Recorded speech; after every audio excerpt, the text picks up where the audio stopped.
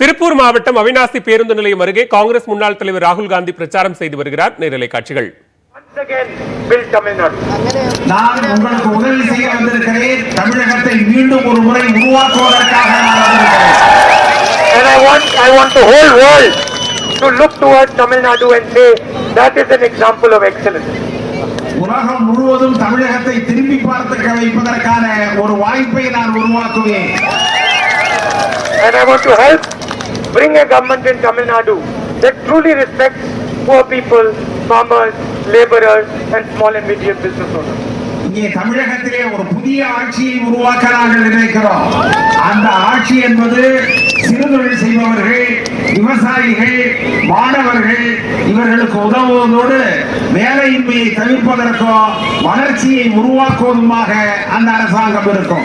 Where youngsters for Tamil Nadu, where youngsters can dream of the future. தமிழகத்திலே இருக்கிற இளைஞர்கள் தங்களுடைய எதிர்கால கனவை நிறைவேற்றுவதாக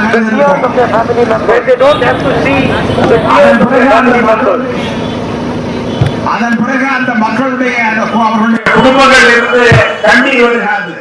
But where they see the smiles of their family members. அவர்களிடமிருந்து புன்னகையை நாம் எதிர்பார்ப்போம். So I have come here to tell you that I am at your service. நான் அதற்காக உங்களுக்கு உதவி செய்ய, உங்களுக்கு பணியாற்ற தயாராக இருக்கிறேன். And I will protect the Tamil interest.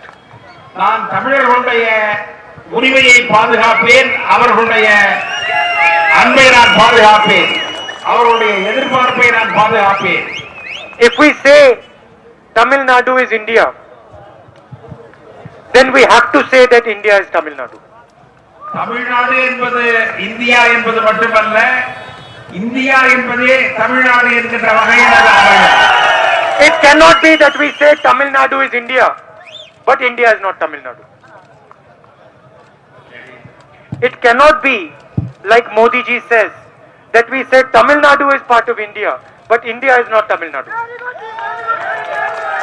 Tamil Nadu என்பது இந்தியாவினுடைய ஒரு பகுதி என்று மோடி கருதுவது மாதிரி இருக்காது. தமிழ்நாடே இந்தியாவாக இருக்கும் என்பதை நான் தெரிவிக்கிறேன். What does it mean? What does it mean?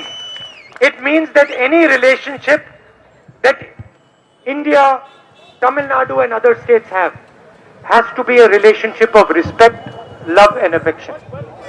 தமிழ்நாடாக இருந்தாலும் சரி, பிற மாநிலங்களாக இருந்தாலும் சரி, நாம் எதிர்பார்ப்பது என்பது அன்பும் மரியாதையும் தான்.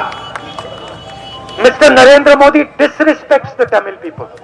நரேந்திர மோடி தமிழ் மக்களுடைய உணர்வுகளை புறக்கணிக்கிறார். அவர்களுக்கான சுயமரியாதையை அவர் விரும்பவில்லை. And we will never allow disrespect of the Tamil people. நாம் ஒருபொழுதும் தமிழ் மக்களுக்கான அந்த மரியாதை குறைவை ஏற்றுக்கொள்ள மாட்டோம், அனுமதிக்க மாட்டோம்.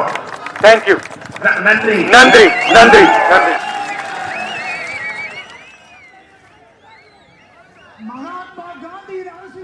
திருப்பூர் மாவட்டம் அவிநாசி பேருந்து நிலையம் சின்னியம்பாளையம் அருகே காங்கிரஸ் முன்னாள் தலைவர் ராகுல் காந்தி பிரச்சாரம் மேற்கொண்டு வருகிறார். இது தொடர்பான நேரலை காட்சிகளை பார்த்தோம்.